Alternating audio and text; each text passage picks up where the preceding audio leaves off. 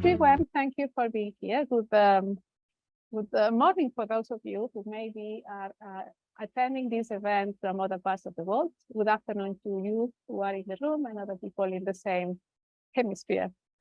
Thank you for coming today to this new session of the Policy Dialogues.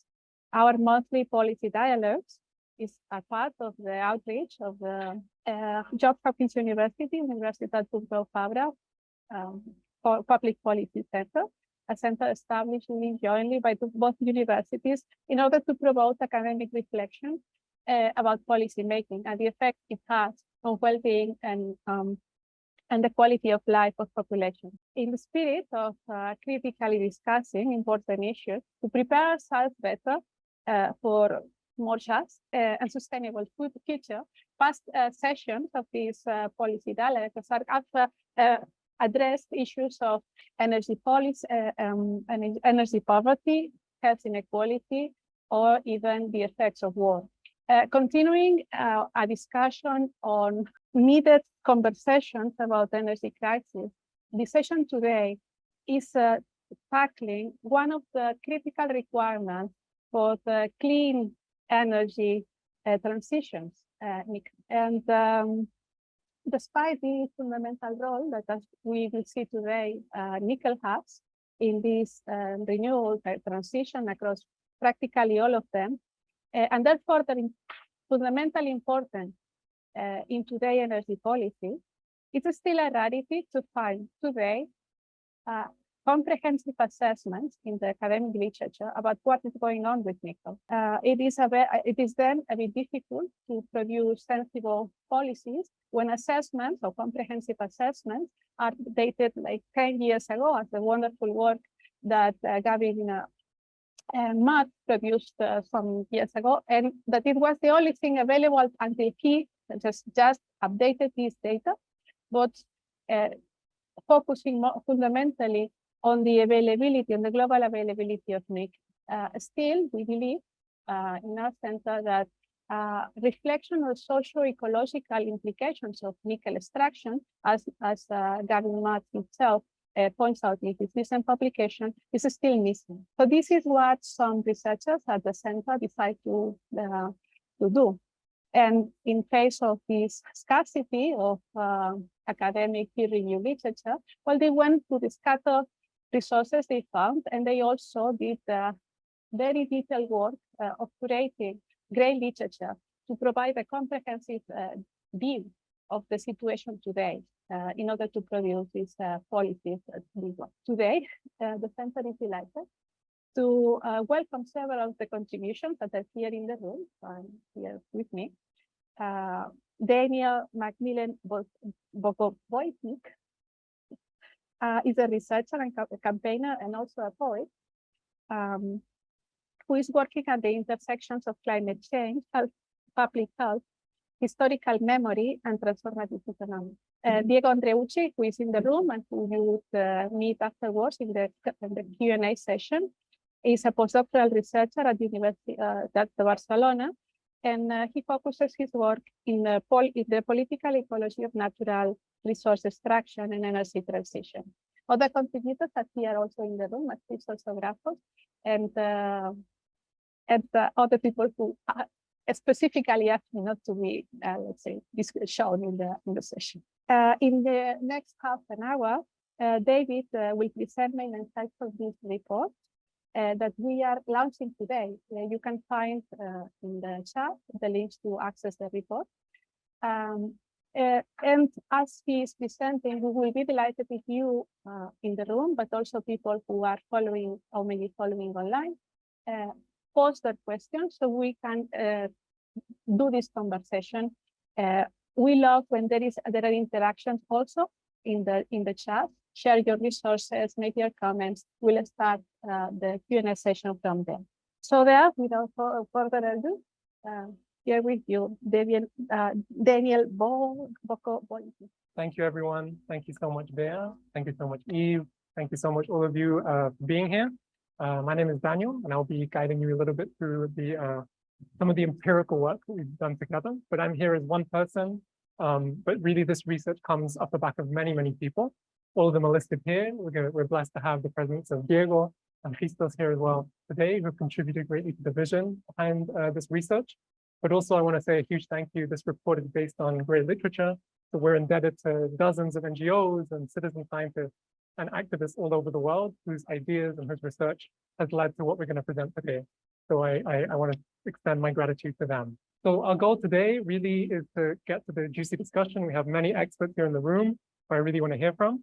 What I'm going to be doing is giving you more of the empirical work that we did together.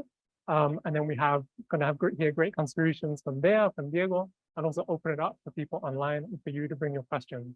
Especially, I know we have a lot of interdisciplinary knowledge in the space, so I hope we can activate the hive mind later on. But just to bring you up to speed on why is it that we went to study nickel. Our interest wasn't in nickel. As you see in the second part of the title, our interest was in the frontiers of the green transition. So as the world moves and embarks on a transformation of the economic system in response to the climate crisis, we were curious on what does this mean for existing extractive frontiers around the world? What ecologies, what communities will be impacted as the extractive landscape deepens and changes in response to changes in the political economy because of the climate crisis? So our interest wasn't towards nickel, it was towards these changing frontiers. And so the first thing we're interested in is a topic that many of you probably have been familiar with or have worked on yourselves, is the topic of transition minerals.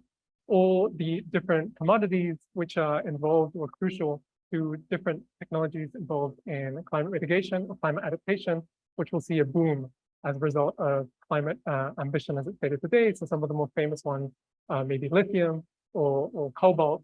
And nickel is one of these multiple commodities that are termed transition minerals. So why nickel? Next slide, please. Yeah. What we're seeing across the energy system is a big transformation where the mineral intensity, the level of materials used to change and supply the energy system is changing pretty dramatically. You can see here the little comparison between a conventional car and an electric car. An electric car, while being much less reliant on liquid fuels, is composed of a significant greater weight of minerals. What I've circled there is the composition of nickel, but you can see that when we're talking about an energy transition or renewable energy transition, we're talking about a material or a mineral intensive transition. And so we're curious on what does the intensity of the transition look like, how it will affect communities, how has it affected communities? And this is what motivates kind of this area of research. And now, what's definitely clear, whatever study you look at, is that there is a huge increase in upswing of demand for a series of commodities, in part linked to the growth of renewable energy and the growth of government policy in relation to the climate crisis. Now, it's very difficult to believe industry data. A lot of market predictions of what we would call performative. Companies want to generate greater investment for particular commodities, so they put out these very, very generous or highly ambitious statements of how demand is going to grow. But whatever way we look at, we see a huge, huge boom in demand for particular commodities, and nickel is one of the highest ones. In fact, everything between a 4-fold to a 19-fold increase of nickel production over the next 3 decades is estimated by different industry data. What that will look like depends on so many assumptions, and we'll be questioning some of the assumptions behind this growth today. But in any way, it goes without saying that there will be a huge boom of demand for nickel over the next decade. This also graph helps to illustrate kind of the rise of nickel. Nickel, for those of you who don't know, is traditionally and dominantly used today in stainless steel. The stainless steel which is used in your cutlery, in your pottery pans, but also in high infrastructure stainless steel material. Currently, that's the dominant use of nickel in the world today. But as you can see in this graph, this is the chunk of nickel that is currently produced for stainless steel, the dominant chunk of nickel production. But battery growth, which is the green, is going to become dominant and almost equal to nickel use in comparison to stainless steel. So we see a huge, huge growth predicted in the industry for nickel to be used in batteries. So overall, the 3 main reasons why we decided to focus on nickel is because nickel is a key commodity for the renewable revolution. It's indispensable, particularly for battery technology, to the point where what are called lithium-ion batteries, famously Elon Musk said we should call them nickel batteries because of the amount of nickel that they contain. They're also incredibly socially, ecologically contentious. There are many, many conflicts associated with nickel extraction around the world, which we're going to look into now. And so that also motivated our interest to focus on nickel as a window into this extractive frontier of the green economy. But also because across the board, we see International Energy Agency or other different agencies warning about the need to rapidly expand nickel production in line with the goals of the Paris Agreement. In fact, there was a report by the IEA which asked for nickel production to be increased by a factor of 19 simply to meet the Paris Agreement. So if we want to be thinking about what does an ambitious climate response look like, how can we question what extractivism looks like, we thought nickel would be an interesting place to go into. Any questions so far? Does this make sense while we're looking into nickel? Amazing. Let's dive in. And finally, most importantly, why is it so juicy to focus on nickel? It's because nickel is one of the most energy intensive commodities to extract. And this hints at a contradiction. To move to this economic system, which is much less energy intensive, which is much more clean, we're going to have to, according to the dominant industry framework, dig up a lot of materials that in themselves, that process is both highly ecologically costly and highly energy intensive. So there's something in particular about nickel because it is so ecologically intensive and so energetically intensive that hints at some of the awkward conversations we need to be having when it comes to talking about the relationship between climate policy and extractive policy. So here are some just basic facts. Nickel tends to be using different indices of ecological impact among the commodities extracted with the highest levels of impact on ecology and ecosystems. It has some of the highest levels of global warming potential in comparison to other minerals and materials. And overall, as a whole, the mining sector is responsible for around 10% of energy-based emissions. So there's something quite interesting about this energy transition to move away from polluting energy based on a commodity which requires huge amounts of highly polluting energy to extract and to process mainly. So we're going to be looking at this very awkward contradiction. High intense polluting commodity, indispensable for a clean transition. Okay, so let's sit with this dynamic. We'll be talking about it a bit more.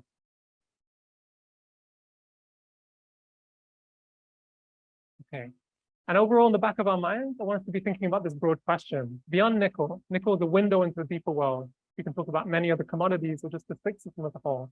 How do we move away from unjust, from ecocidal, from colonial models of extractivism? And how do we rethink and think about what is the fair, restricted sourcing of some of the minerals and materials required, certain technologies? What does that look like in this century? We hope that we can open up that conversation wider toward the end. And just a brief note on methodology, this is all based upon an intensive gray literature review. We compiled findings on nickel from different scientific literature sources, but those are limited, as Bea was pointing out. So this is a combination of insights pulled together from around the world in multiple languages, mainly coming from civil society organizations, from commercial reports, from some company reports as well, and from government bodies as well. So we're going to get technical for 1 second, but this is the only bit that's going to get very technical. We're not going to go into geology or chemistry, A, because I'm not an expert, but B, because that's not the point of today. But an important thing to think about is there's different kinds of nickel based upon the amount of nickel that's found in a particular kind of ore, in a particular kind of rock. The most important ones we have to differentiate between is sulfide and limonite. Okay, remember these words today, sulfide and limonite. Now, nickel is talked about in classes, class 1 and class 2. Class 1 is really high quality nickel. That means it's very, very highly concentrated. To make batteries, to have the nickel that you need for batteries, you need class 1 nickel. Class 2 nickel is used mainly for stainless steel. So there's a big push from the industry to find more deposits of class 1. There's a problem though. As you'll see in this graph, sulfide deposits, which are the ones that are more high quality, are diminishing. And it's very energy intensive to remove class 1 or high quality nickel from limonite deposits. So we have a problem in the industry where we need more class 1, there's less class 1 available, and gradually the global ecology of where nickel mining takes place is moving away from sulfide production, which happens in places like Australia, like Russia, like Canada, towards limonite, laterite, which happen in tropical areas. So particularly in areas of Southeast Asia and in the Caribbean. So there's a shift in the ecology of nickel. And so these words are important. That's why the distinction between sulfides and limonite or laterite is important. So where does nickel production currently take place? This is a brief map showing you some of the hotspots, the concentration spots of where the dominant nickel extraction takes place around the world today. As I was saying, the resources, the reserves of places like Australia or Russia are depleting, which means that the tendency over the last 2 decades has been for nickel extraction to move towards the Philippines and Indonesia. This has been a big spot of increase, but overall, as deposits are dwindling, there's been a real push to move towards different countries, particularly in Southeast Asia, increase extraction. We'll talk about this a bit more, but this is a brief overview of the key geological hotspots of where nickel is found. Now, we're not going to go into depth into all the different processes of how you get from nickel to battery. What's important to point out is that nickel has 2 key phases: extraction and processing, removing it from the ground and then cleaning it up, taking away everything that isn't nickel to get it to its pure form. These are all the different chemical processes that you need to get to what is used eventually by assemblage companies. But the reason I list these processes is, as you can see, it's quite a sophisticated and complex process. And each of these processes, when it comes to smelting, requires huge amounts of energy, produces huge amounts of pollutants. So as we move through today, think about that each one of these steps essentially requires an enormous amount of input to happen. And all of this, especially things like acid leaching, which we'll talk about, means there's different acids that are being taken out that have to be put somewhere. And this is the single biggest problem with nickel. It's energy intensive and it produces huge amounts of toxic waste. And that is something the industry is still struggling to deal with, and leads us to some of the big questions that we're going to sit with today. So in our research, we wanted to look at what are some of the communities most affected by nickel and its transformation over the last years and where it's heading, but also what are some of the key ecological impacts.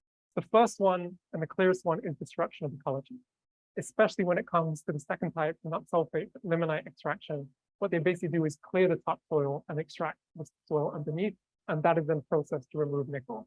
So this leads to, particularly in countries like Colombia, Indonesia, and the Philippines, the huge removal of entire territory.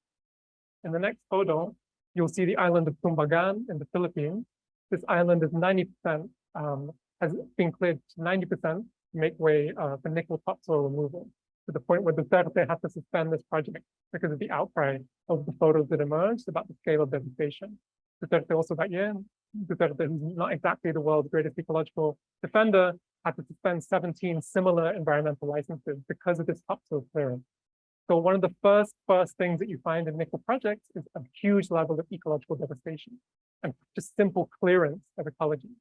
And not to mention all the associated human rights impacts when it comes to loss of food, loss of access to a spiritual homeland, loss of access to medicine. So simply the clearance of ecology is probably the highest level of environmental impact that you see in nickel extraction. Okay.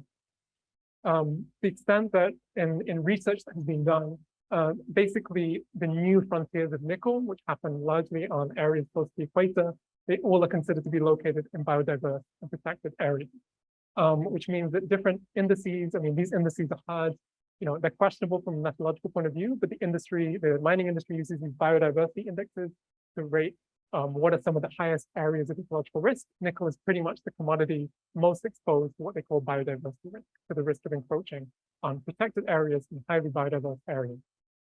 Like this is a graph from various Maplecroft where they compare the biodiversity risk of different commodities. Basically, the color corresponds to highly biodiverse, semi-biodiverse, mini biodiverse areas. I don't love this kind of methodology. I think it's problematic from many points of view, but it's a useful indication of the severity of the biodiversity risk and the associated communal risks posed by nickel.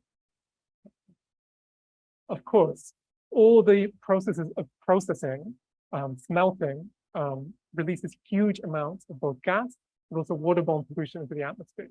Across our research in pretty much all the communities affected by nickel production, associated with the destruction of ecologies, is the second biggest impact, which is airborne and waterborne pollution, which has a huge effect on food sovereignty, in particular the destruction of fisheries, the destruction of agricultural territories.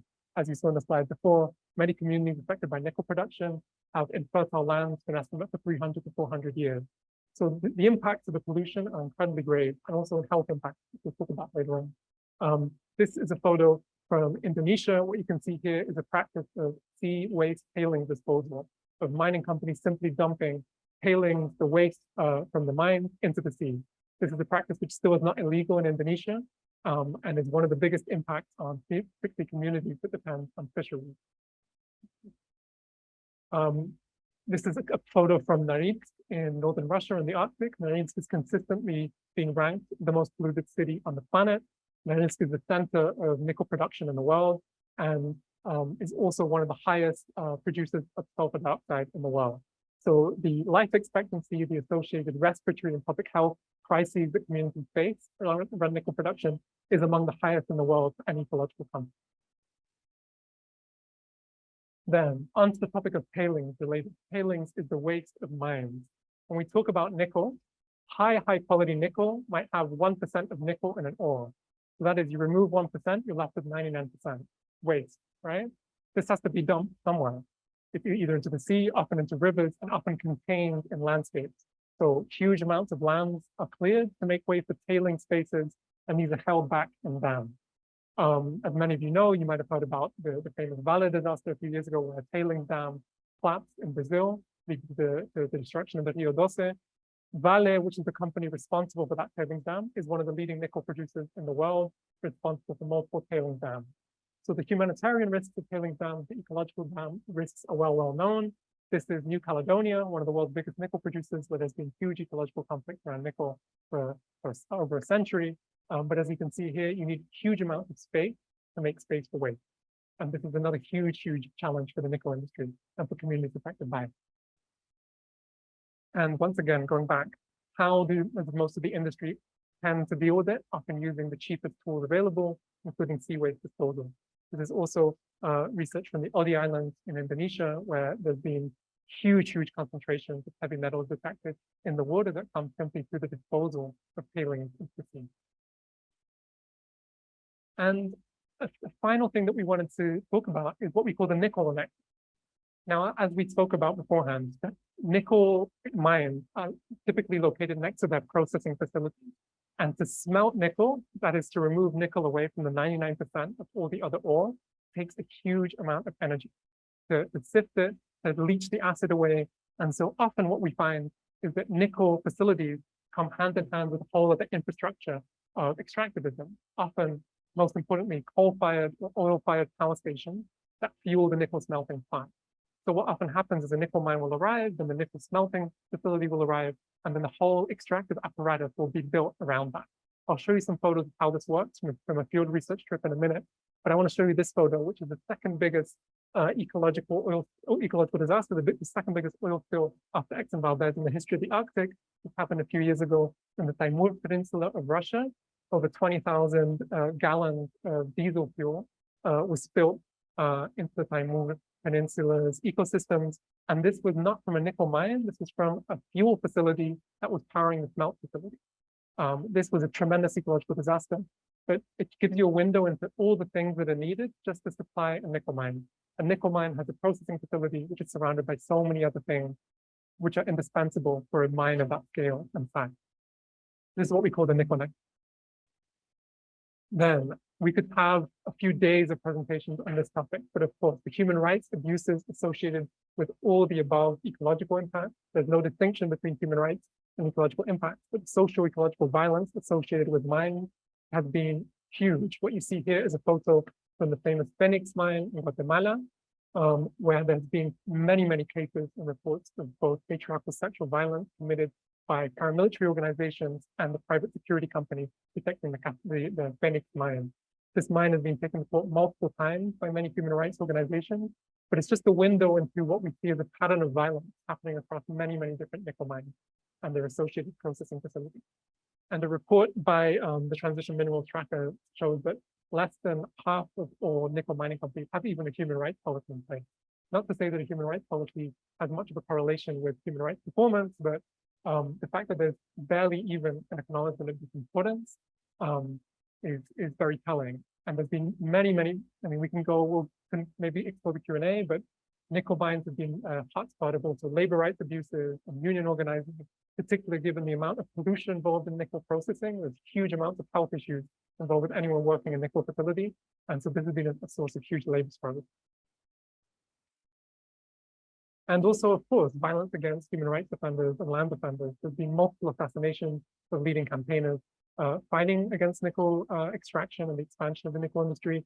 Notably, Jerry Ortega was assassinated. He was a journalist in 2011. He was killed over his opposition to the nickel mining project in the Philippines. And Carlos Marcos, here pictured with his family members, also assassinated in opposition to Phoenix mining Guatemala.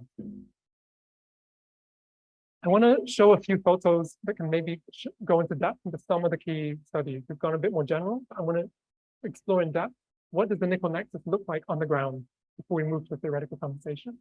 So this is a corporate picture of the Cerro Matoso mine. I'm going to show you now some photos from a field visit.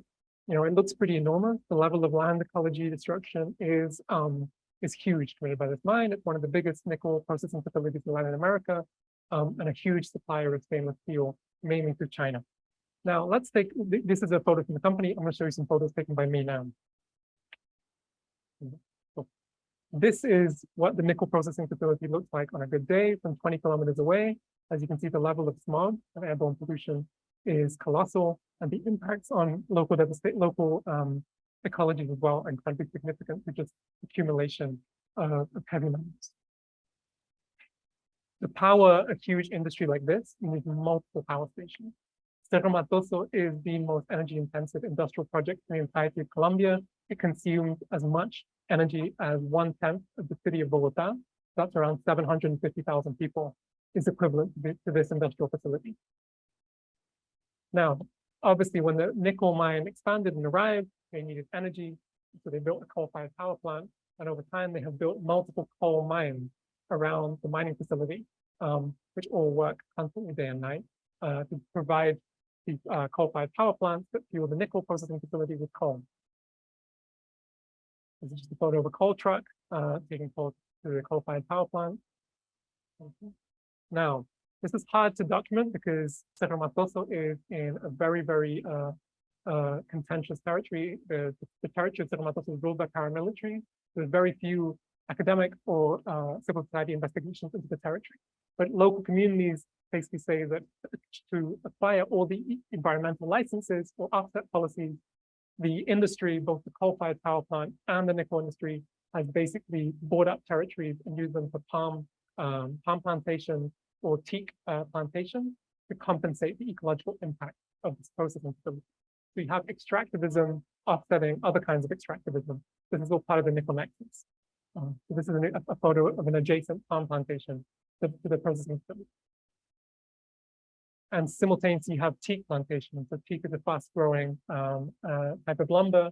This is also used as an ecological compensation for the heavy metal and the energy-intensive impacts on the mine. And essentially, over years of basically pollution, you have depreciation of the fertility of the area, and this leads to basically massive both land grabs as people sell off their land that are no longer fertile, and the use of slash and burn to make way either for plantation or for kind of industrial agriculture to cattle raising. So you have all these associated extractivisms which emanate from one nickel facility. So it shows us the importance of thinking almost systematically about how extractivism installs itself and transforms an entire ecosystem and associated community. This is Israel Aguilar, the leader of the Tenu community, the local indigenous community around Cerro Matoso.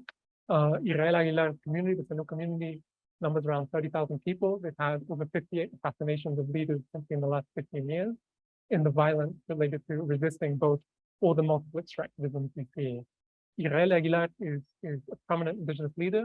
He has a security detail just to show you the level of militarization and the level of military and community security that has to exist to protect leaders in the territories. Has a security detail of 2 to 3 people that protect them daily, simply to allow him to report on what happens in a territory affected by nickel mining. That's a small window into what Cerro Matoso looks like. This is Norniko in Russia. Norniko is located in Norilsk in the Arctic. In Russia, it's the company that is single-handedly most responsible for the production of nickel in the world. Around 15% of high-quality nickel comes from Norilsk. It's also responsible for around 40% of production of palladium, which is a crucial component for the automobile industry. Norniko literally begins as a project of the Gulag system. So the entirety of Norilsk, the entire city, the entire industry of nickel in northern Russia was built by slave labor. This is the Norgulag slave labor camp. that in the 1920s and 1930s, over 400,000 prisoners served to run Norilsk, to build it. The entire city comes from this slave labor camp. If the camp was only closed in 1957, there still are people today who are survivors of this camp, but it's a window into understanding some of the historical memory involved in the nickel industry and the organization that fought for the right of communities affected by the slave labor camp was shut down earlier this year in February 2022 over opposition to the war in Ukraine. So this is just the history of where does the infrastructure of the contemporary nickel industry start, essentially in mass slave labor in the Gulag system.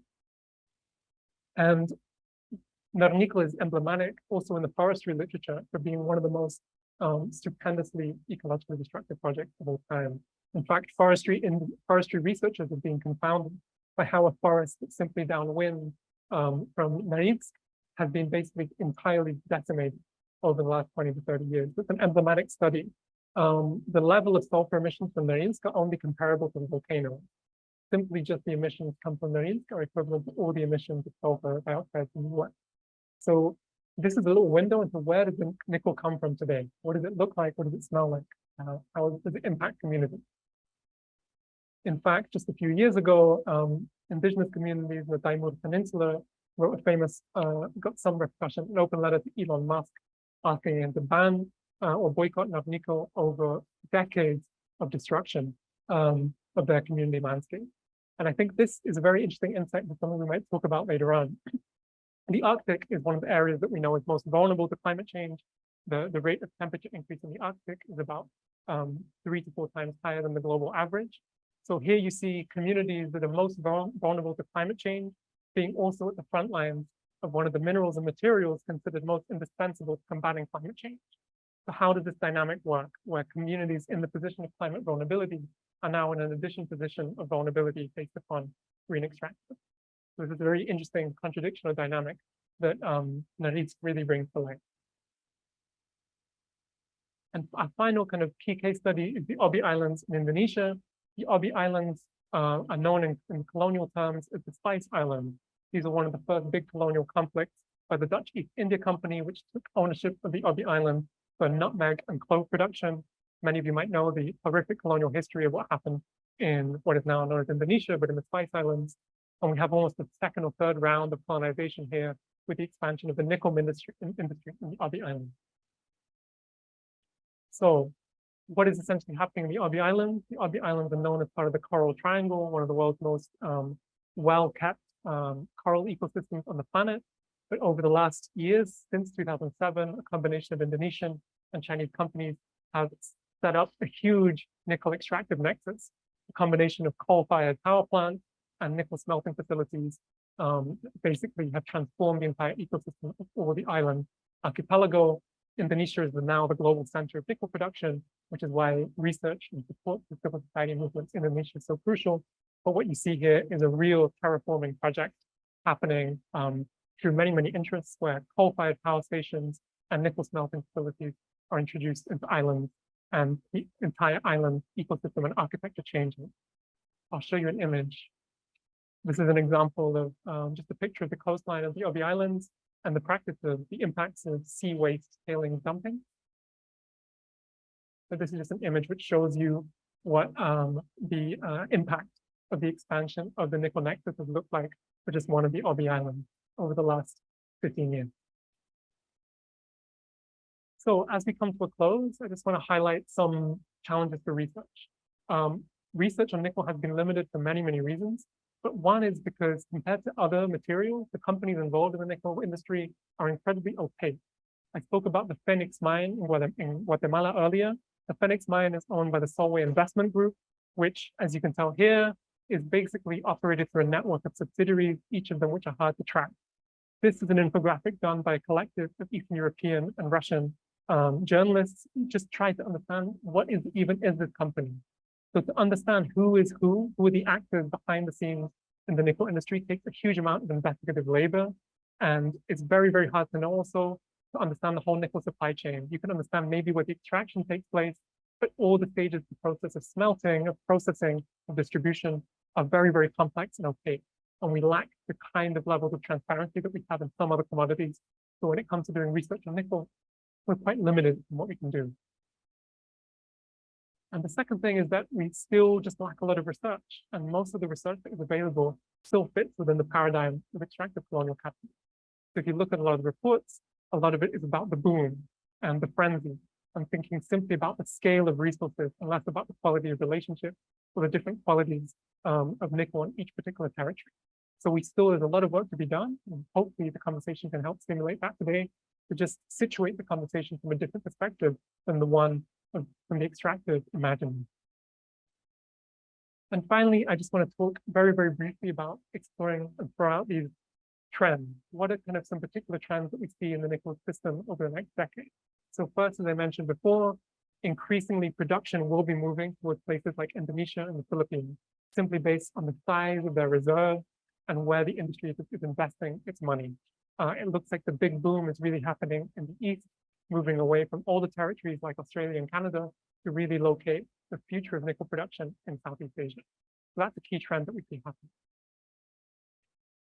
Another key trend that many people are talking about in the space is that nickel is emblematic of the fact that power generation, energy production around the world is simply becoming more mineral intensive. We're moving away from an era of liquid fuels towards an era of mineral-based energy. And this means that nickel kind of is here to stay. At least a lot of the dominant literature suggests. So this means that if we're thinking about energy, we need to be thinking about these kinds of materials. And having this conversation really intertwined with a conversation on what does an energy system look like. We're also increasingly, the automobile industry is realizing that the price of metal, as cars become more metal intensive and less fuel intensive, is crucial. This is in fact one of the big key priorities for big companies like Tesla, is how can we keep metal prices down? How can we find the best possible deals with suppliers to make sure we have the lowest inputs when it comes to paying for minerals? And so there's a huge amount of pressure on prices from automobile companies, and this is leading, of course, to deep ecological and social pressures on communities affected by nickel mining. Another very interesting feature has happened since the eruption of the invasion of Ukraine. Even though there have been big attempts to try and limit dependency on Russian gas and Russian oil, this has not been the case with nickel. In fact, nickel has been excluded, in fact, from many sanctions packages.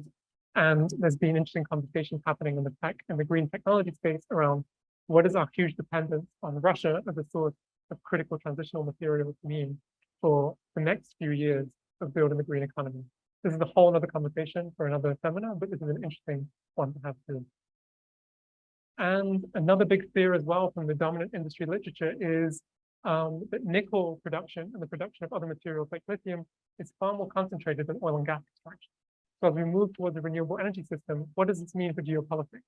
So this little diagram, you need a bit more time to look at it, but it essentially compares the big players of oil and gas that exists and dominant with the big players in other transitional minerals. And in fact, surprisingly, the transitional minerals are far more concentrated in power and ownership than oil and gas. And last three trends. Interestingly, what's really interesting, some of you may be following the Colombian election and the new Petro government, which might be one of the most interesting case studies of a government with a very strong environmental justice agenda and with a lot of key public officials with a background in anti-mining resistance. It's interesting that in the first meetings with the mining industry, they did prioritize nickel as something they really want to explore as opposed to coal and gas. So even as governments become to adopt increasingly environmentally just agendas, we see some of the first case studies saying that admitting that nickel is kind of here to stay, that we need to reckon with this industry, even prioritize it as it is indispensable to this transition we're working. So there's really interesting developments from Colombia that we can talk a bit more about too in the Q&A. So the report offers some humble recommendations. Of course, policy is complex and this is a moving space, but as I hope I have shown, what the deeply ecological and human impact of the nickel industry means that we have to be incredibly careful in the way that we approach it over the next year. The first big macro recommendation is we have to, of course, question the scale, the size, the nature, the quality of the energy system. Government can't simply replicate business as usual in the energy system and expect to build the fossil economy with materials or with minerals. We need to rethink and create an economy that fits within planetary boundaries and is far more equitable. And of course, given the fact that nickel is primarily used in the batteries of electric vehicles, to confront the nickel nexus is primarily to think about mobility justice and to rethink a class-centric model of transportation. We need to essentially move away from the colonial inheritance of extractivism. This is far easier said than done. There's a few potential recommendations here, but really that primarily means questioning the scale of extractivism. Melina talks about indispensable extraction, really thinking through what is the absolute indispensable minimum level of extraction that we can do, and really working with sacred limits of extraction before just going for a maximist or maximal option that is dominant in the industry thinking today. So that's also something we can talk about. What does it mean to think about an anti-extractivist form of extraction? Is that even possible? And fundamentally, we have to really challenge decades of historical impunity. There's a few recommendations here, but essentially nickel companies have gotten away for centuries with full impunity in the corporate sphere. And so we need to transform the global architecture of corporate impunity and allow for mechanisms of redress that are significant and binding and not voluntary as the dominant architecture is today. And of course, we need to guarantee the protection fundamentally of indigenous communities and of frontline communities to their ancestral territories. And the protection, the real protection of these treaties is fundamentally against the full interests of the nickel industry, which is working to increase and advance the frontier, primarily in areas populated by indigenous communities. There are a few more short-term recommendations that the report explores. These are, of course, much weaker, much looser, but as we work towards these more systematic transformations, what are some things that we can do, maybe in our local communities? Here are some potential offerings. And finally, just before closing, there's existing work that we're doing together as a bigger team, exploring really the theoretical implications of this empirical research. So I just listed some of the theoretical ideas here. I'm going to invite Diego and Christos and Bea to also offer their own ideas. But what does it mean to really look at nickel in the face? What does it mean for our understanding of how extractivism is changing? And there are some ideas here in terms of the green energy extractivism complex or green sacrifice zones, decarbonization by dispossession of green extractivism that help us understand in a way how the extractive frontier may be changing, maybe colluding, adapting, incorporating ideas of sustainability to advance itself even further. So the theory is quite important for maybe naming what is emergent. And I'm excited to talk with all of you about how we can make sense of this quickly moving space. I'm sorry for being so rapid. There's so many things we missed out, but I hope that was a useful window into some of the empirical research. And yeah, over to Bea and to Christos and to Diego.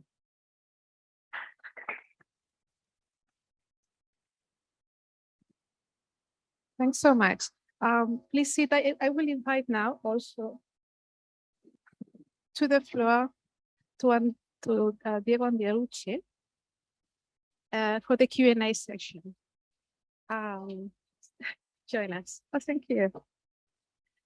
I don't know what the impressions are. I am particularly shocked because I've addressed to these two aspects of research, how tailings are directly dumped into the sea and affect fisheries. That was shocking to see. What was the part of the presentation that shocked you? Think about this. As we also think on questions for the authors. The reason why we invited, besides the presenter, who let's say we have to thank for this wonderful, engaging presentation, other contributors, is because we wanted to have these different views, more like applied, specific for the topic of nickel, and also people who could also put nickel in context of, let's say, a green transition and minerals, the role of the transition. And in this case, we invited one of the many brilliant authors of the report. And I hope that we can start and engage a conversation here. And perhaps we can start in case there are questions from from online. I particularly have some questions, but I would like to engage you also to participate. I've seen in your, when you sent us your bio, that you are interested in processes of historical memory. And you have also kind of done this recall to cases that are like not so recent perhaps, but tell us about the, let's say, a memory of distress associated with nickel. Have you thought on developing this, or how do you see, Daniel, this part of the problem?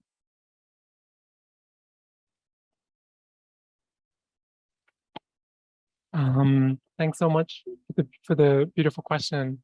I mean, to me, historical memory is indispensable for also for grounding our understanding of where we are today. I think a lot of people see the violence in the mining industry and often confounded by it. And the way that we understand the violence of the present is we look at the violence of the past. We're here because of many processes that happened. As a Russian citizen, I'm particularly close to the case of Norilsk. We are now the extractivist system in Russia, the current imperial system in Russia, which is most clearly manifested in the invasion of Ukraine, is the result of centuries of not reckoning with historical memory, with the ecocidal system in Russia, with the ecocidal imperial system. The fact that we have entire provinces in Russia that have been built by slave camps simply in the last 60, 70 years, and this is completely not talked about, is a huge explanation for also the level of silence and the political haunting that people have in Russia today. So just as a Russian citizen, to me, historical memory is indispensable for achieving justice in the present. And if we want to understand how is it that we have this level of violence today, we have to look back and we have to see that, to me, it's an awkward conversation, the fact that a huge amount of this material, whether it be nickel, comes from an industry like Norilsk, which is just, it's for anyone who knows Russian politics, Norilsk is this toxic institution. The second richest oligarch in Russia is Potanian, who's the head of Norilsk, who's been a huge supporter of Putin. I mean, I can go on and on. This is one case that, but without memory, we can't, without processing the violence, we can't understand the present. And I find a lot of people more willing to believe maybe the fantasies of techno-utopian escapism that we're going to move on to this clean transition if we fail to sit with the violence of mining in the past and the violence of mining in the present. So to me, historical memory is like it's like a mirror.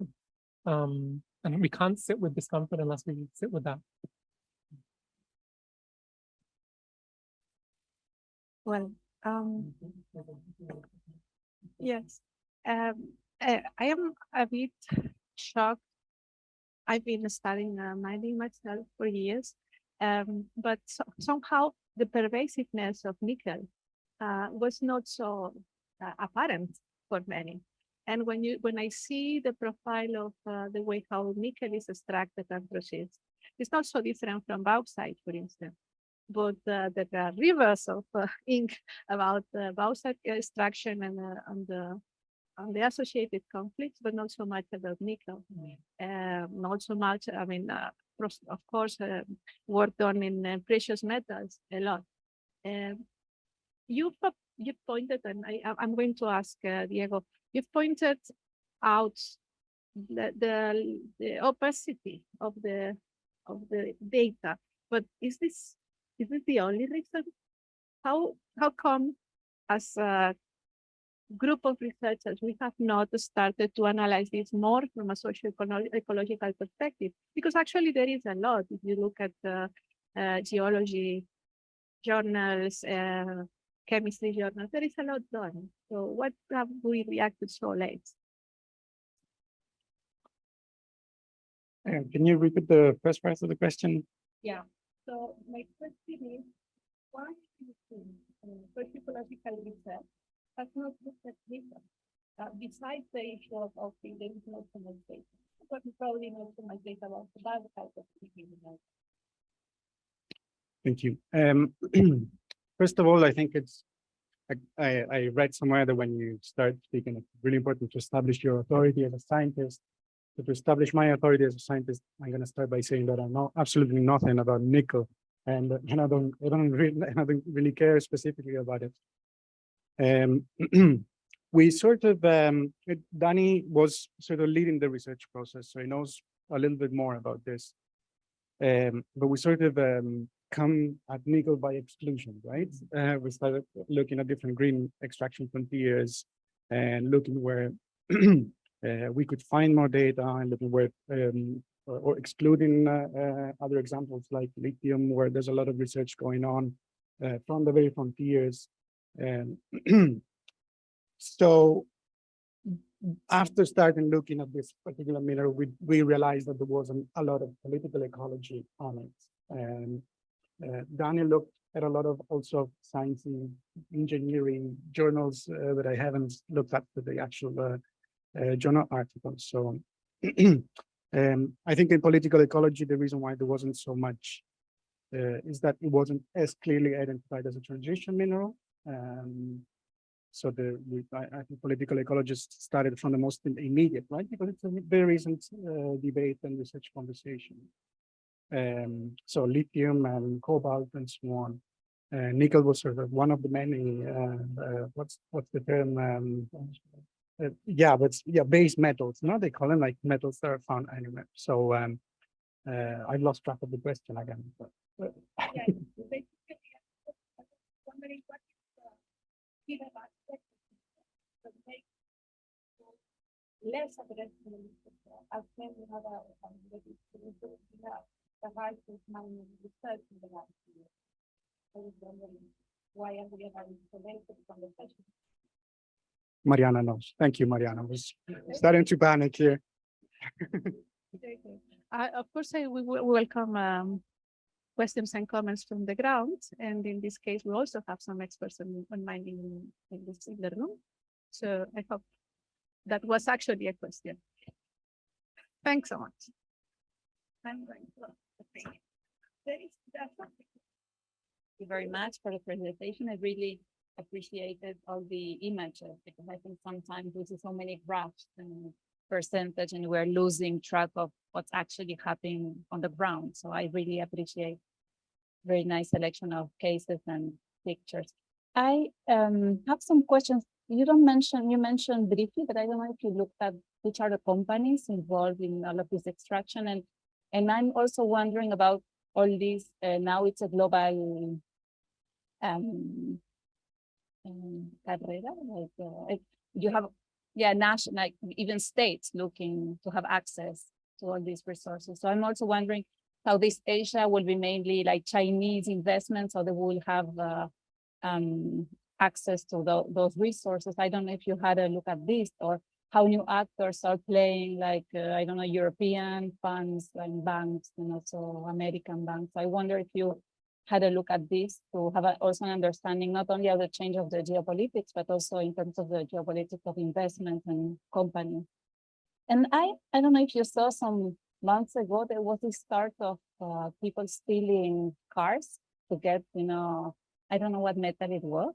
So I was wondering, we are aiming to build all these cars that will become like this very expensive, resources that are there. I don't know if this will become kind of a security issue, so social security issue, because you will have all these very expensive metals and minerals that will be embedded in all these cars and also wind and solar plants. So I don't know exactly how feasible it is a society. The other day I went to the market next to my house and they tried to steal the air conditioning tube because it had materials and they were complaining about this. So I don't know how can we keep this type of society? We are extracting all this metal, bringing all these appliances that are becoming really, embedded in all the society. And then you will have all this pressure to steal them, to recycle them. So is it really feasible? I mean, how can we really have this working? I don't know. I was wondering about this. And nickel is also becoming this very valuable material embedded in cars that will be there all around. So is this even, I don't know, how is it going to work anyway?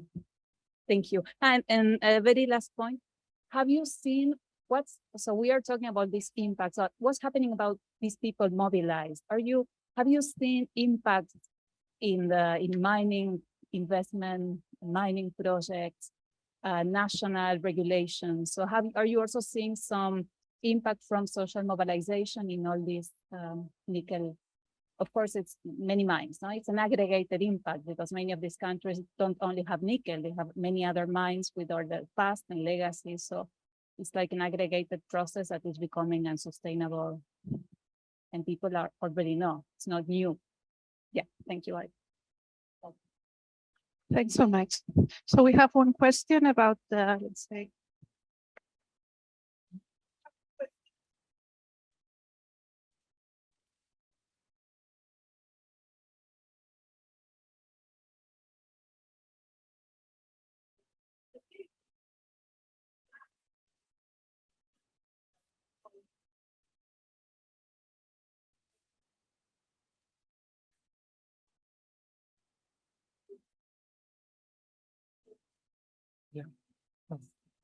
Thank you so much for your beautiful questions, some which I've never even posed before, especially the second one. I'll go in order first, and at least acknowledging the purpose of the study wasn't a kind of a deep political economy study of the investments and the actors. So I'm not an expert on the political economy ecosystem. I do know a little bit, I guess.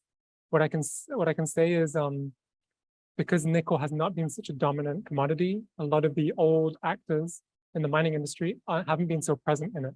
Nonetheless, some of the key companies you might know about, like BHP Billiton, South 32, which is a subsidiary of BHP Billiton, or a spin-off, sorry, of BHP Billiton, is the owner of Cerro Matoso. A big protagonist in the nickel industry is Vale, the Brazilian multinational, which is also a protagonist not just in Brazil, but in Indonesia. Within Indonesia, something very interesting, Indonesia, you see a whole mixture of Indonesian corporations and Chinese companies. But Indonesia is, in the last years, especially pursued, I guess, a policy of resource nationalism, where they put very high tariffs on raw nickel leaving to China, with the aim of growing a nickel processing industry in Indonesia. That's been quite an effective process. And the Obi Islands, for example, the ones I remember, the Spice Islands, that's a combination primarily of Indonesian, Chinese companies, Japanese and Chinese investment, and Indonesian investment, but also European investment like BNP Paribas. In other countries, it's a whole kind of a whole mosaic. Cuba, for example, which has a pretty significant nickel industry, has a nationalized nickel industry. So you have different actors. Norilsk, which is essentially a, I guess a cartel oligopoly in corporation. But I'm not an expert. It's mainly what is a trend is that it is more diverse and there are more boutique companies than in other commodities. On the second question, I've never thought about like the security implications that this might lead to, but I think this is really interesting. What will it mean if we have very precious metals embedded in cars? I have no idea what that would look like. I'm no idea if you have any thoughts. But that's a really interesting provocation. And on the third one, I'm also not an expert on social mobilizations. I have particularly I've worked with communities affected by Cerro Matoso and with some communities affected in the Philippines and Indonesia. As everywhere, there's a very varying level of success and of ability to do resistance. Comparing Russia, for example, with certain more openings in other countries. Cerro Matoso is a very, very powerful industry. And so communities have tried to go down mainly legal avenue and some physical blockading of the mine, but they have lost multiple cases to get the mine to offer reparations to the community for health impacts. In the Philippines, they've been much more successful with the derogation of multiple nickel licenses because a lot of the projects were just simply had no environmental license or started like in a startup way. People just set up their own nickel mine. So they've been quite successful. The Filipino movement against mining has been relatively successful. But of course, the size of the frontier is much, much bigger than the ability of the resistance. But I'm no expert either on mobilization. I don't know. Yeah, thank you, Danny, and thank you, Mariana. Just adding a detail on this last point, we were looking at some point, cross-referencing where these big conflicts were, and the Global Witness reports that they publish every year on violence against environmental defenders, and the big projects were in Colombia, the Philippines, Indonesia, Guatemala. They're all in the top 6 or 7 countries with the most violence against environmental defenders. So it's not an ideal setting for mobilizing and organizing. And just a quick comment on the second question also, I think it's an original, interesting one. I think there was a string of robberies of doors in Badalona a few months back for the aluminum. But no, it would be an interesting tactic, next to blowing up pipelines like Andreas Malm suggests we can start stealing Teslas. I'd support that. We also have some questions from the chat. Okay, thank you for the questions from the chat. I'm going to ask them myself because I think it's probably more straightforward. I think that I will start with the second question because it's somehow related to the last question posed by Mariana. Thanks for the talk, and it's a daunting case to confront. I was wondering if in the process of research on these specific cases, you came across any promising, even if inchoate, examples of international solidarity, intra-nation solidarity, or durable alternatives, even in the context of all that brutal oppression. That's one of the questions. The other is another point, I think, again connects to Mariana, because I see that you refer to the EJ Atlas, the Global Atlas on Environmental Justice, in the report on the policy brief. It would be interesting to put these together, make a systematic analysis of related socio-environmental conflicts in the nickel value chain and associated energy infrastructure in a thematic map from Bowen in EJ Atlas.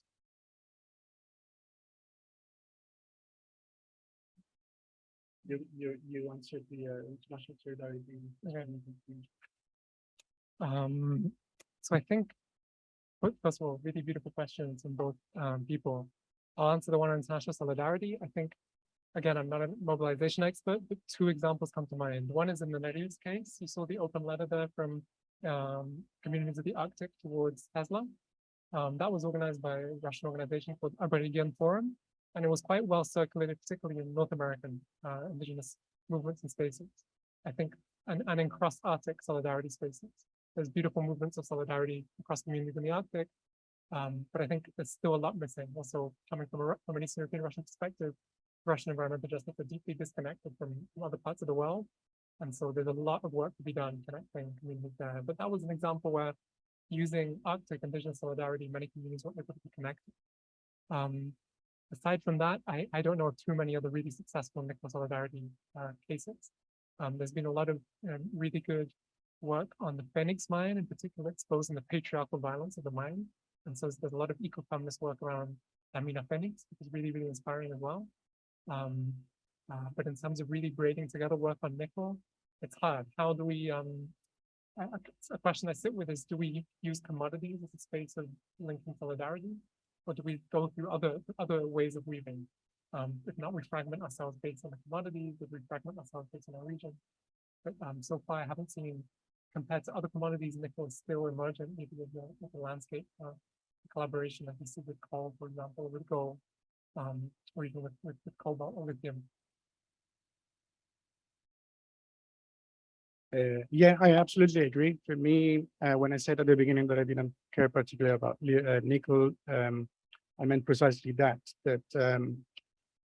besides the specificities and scientific and material and so on, what is really important for establishing solidarities is parallel experiences, similarities of experiences, sufferings, environmental injustices, and so on. For me, looking at a specific metal makes sense if we treat it as a window into how capitalism sees nature, fundamentally, right? Racial patriarchal capitalism sees nature, and I think, yeah, I completely agree. I think we shouldn't give too much importance to the specific material. Right. I don't think I have any strong comments about the EJ Atlas question, except that, yes, I think it would be a good idea. In the academic article, we got one of the peer reviewers was someone working in the Environmental Justice Atlas, and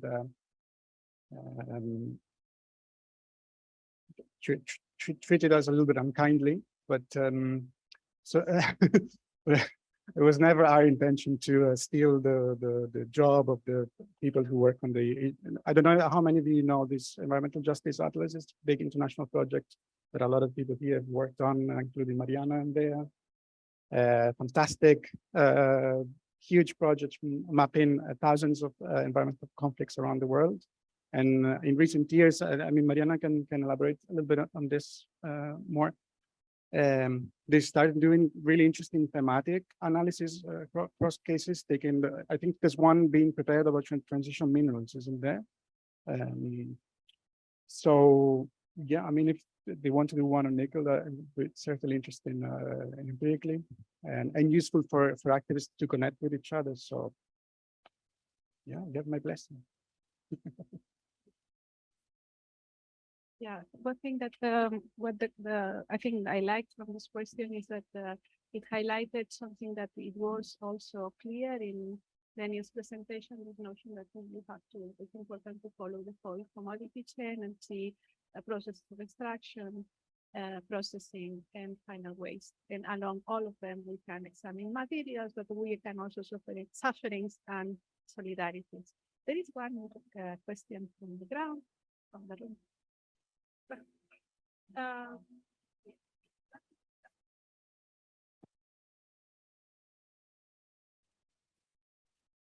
Thank you very much for the presentation. So, okay. So it seems to me that the injustice is mostly coming from the demand coming from the developed countries and the supplies coming from the developing countries. And actually, there are some alternatives such as like for energy storage, like hydrogen or mechanical batteries and so on and so forth.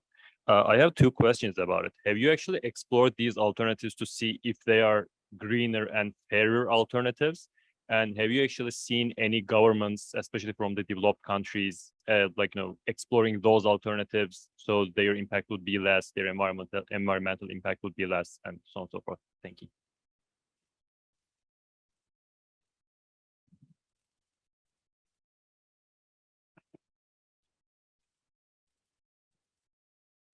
Thank you so much for that question. That's a really good question in that I'm not an expert on energy storage either. We didn't, for this presentation, we didn't go, the recommendations were more very broad, more political recommendations, but I think that looking into like different forms of understanding storage or energy storage and the different technologies available. I've heard also like the premise of sand storage, or you're thinking through other types of storage that could be far more ecological, quote unquote, as a possibility, but I haven't seen that done, I don't know, by Southern governments, but I would love, if anyone knows about that, that would be great. I think though that as a community of people interested on ecological justice and research, we will have to think about storage in a political way. What does that look like? With what qualities? With what scale? In a way, the conflict is a conflict about storage and the scale of the energy system. So I'd be really curious to learn more about public policy or industrial policy or different ideas people have on what storage could look like. I don't know, do you have any ideas yourself?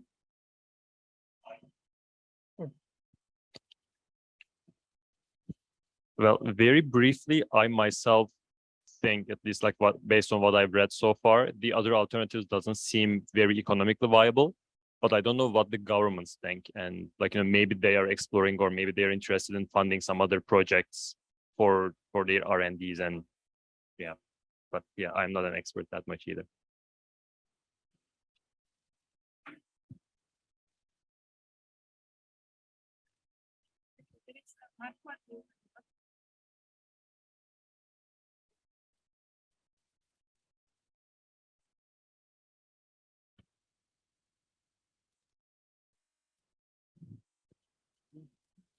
Yes, my question goes to same direction. If you could say a bit more about the demand side, and maybe because I'm working on nuclear power and controversies over nuclear versus renewables, etc. So do you have any idea? Can we say, or is this nickel problem, is it restricted to the so-called green renewable transitions only? And to what extent do you consider the argument that nuclear is a solution as viable from the perspective of minerals and nickel in particular? Because usually what I've seen about life cycle analysis on nuclear, usually nuclear comes out best. That's at least the pro-nuclear argument. So if you have any views on whether nuclear is the solution in this respect.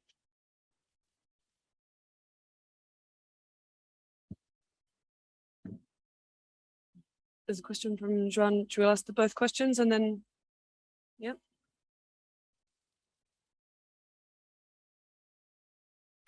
Thank you very much, Daniel, for the presentation and the report.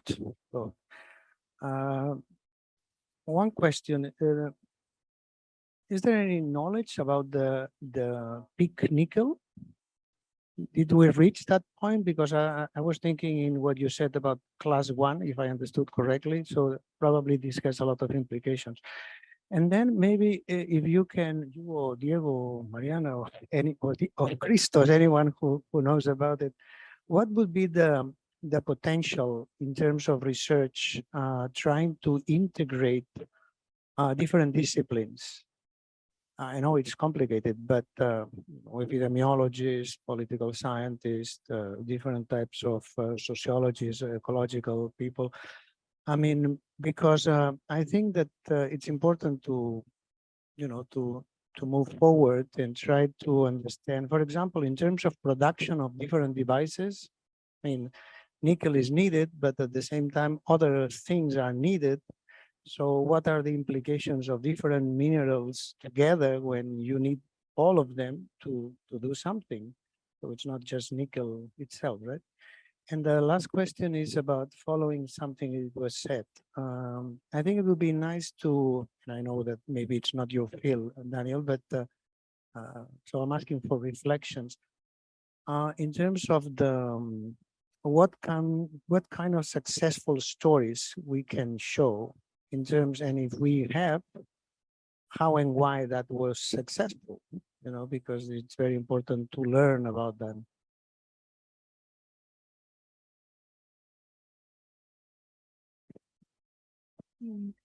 Thank you for the presentation. I have a question regarding like the research itself, like the final effects, and regarding this thing of like revealing the truth about what's happening in the world, about all the transition.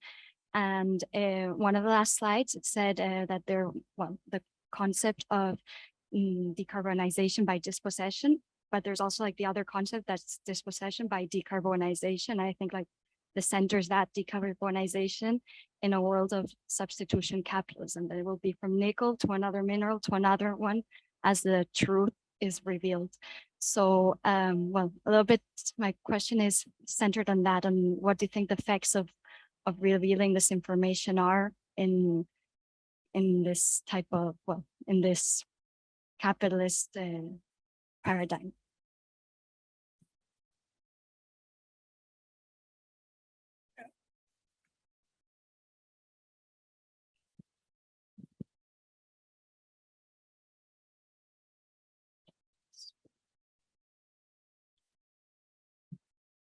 Okay, so we've got those 2 questions from the chat, and then we'll just leave it there, I think, for today. Very curious about the fieldwork in Colombia, Philippines that Daniel mentioned. I guess it's about the photos. Did you get to interact with the companies and how they respond to those inputs?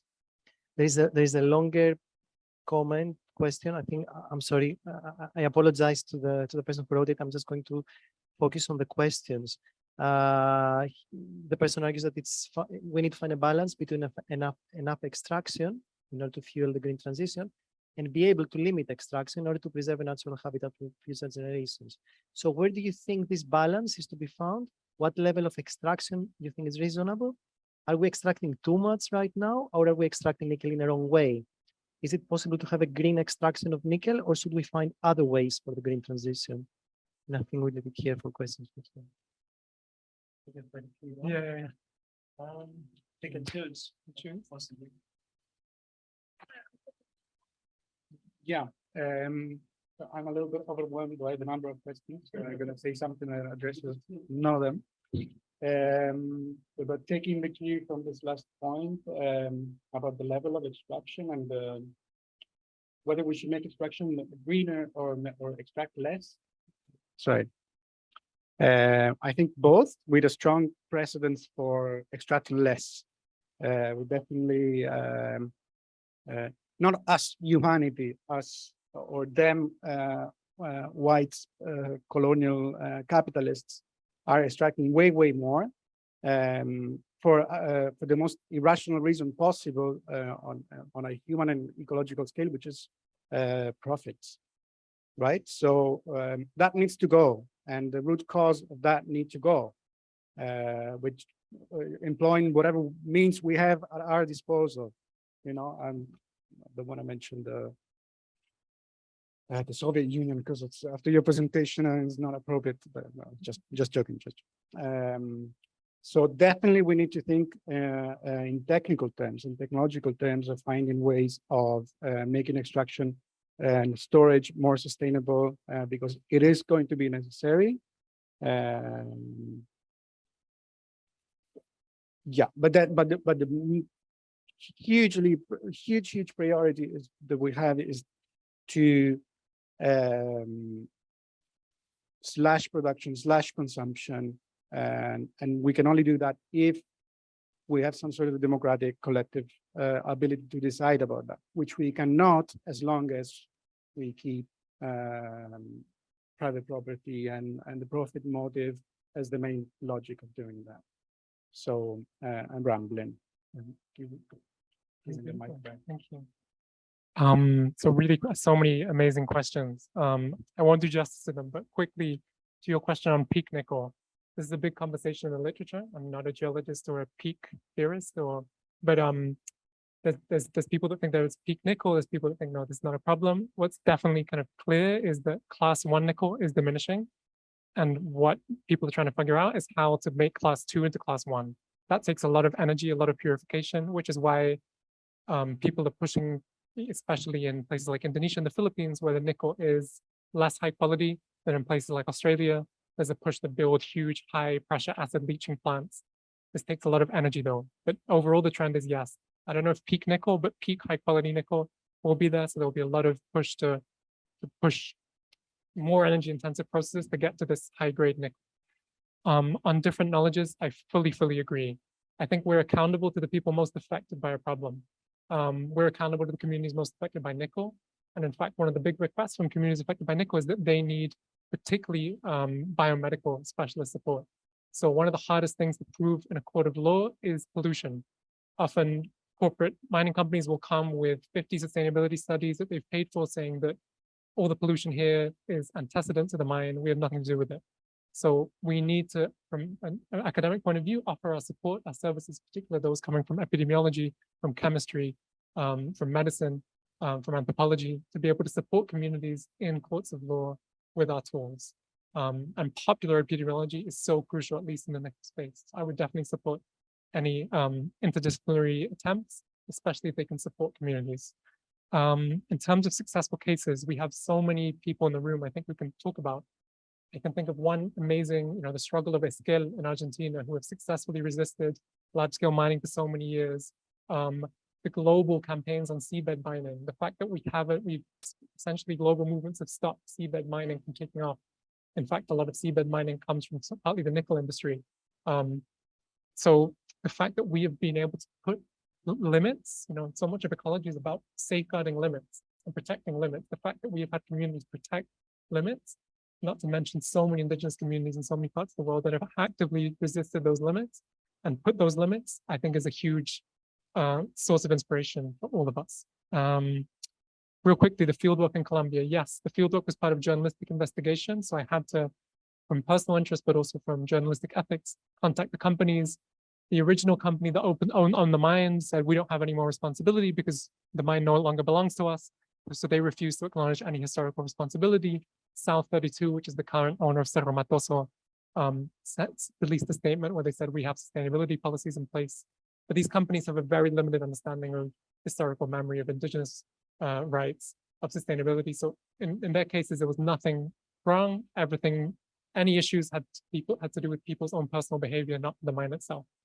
And then just the final 2 points. One on nuclear power. I'm not an expert on nuclear power or demand. My issues with nuclear have to do more with ownership and with democratic decision-making rather than the life cycle analysis. The problem with nuclear, though, is nuclear doesn't affect nickel in the sense that nickel has to do with batteries and mobility and energy storage, at least in the way that nickel industry is moving, in batteries inside of cars. whether or not where that energy comes from, obviously we want the energy to be clean in some way, is less important than the actual nickel materials that go into the batteries themselves.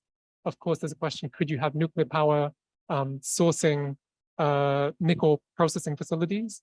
This is quite uncommon from what I've seen, because often you have coal-fired or gas-fired power plants which are the easiest to build in a short amount of time. So the issue of nuclear power replacing kind of coal-fueled or gas-fired power stations hasn't been on the horizon. At least the issue more with nickel has been the fact that once you have this highly energy-intensive material in a car itself, it takes, at least according to a study by the Union of Concerned Scientists, you need to drive an electric vehicle about 17,000 miles to be able to compensate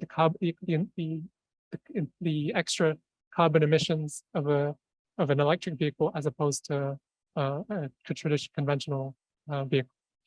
And finally, just on revealing the truth, I think there's a big risk when we talk about these topics, especially the far right, often love to say, oh, well, look at this, like wind turbines kill so many birds, electric vehicles are killing people as well.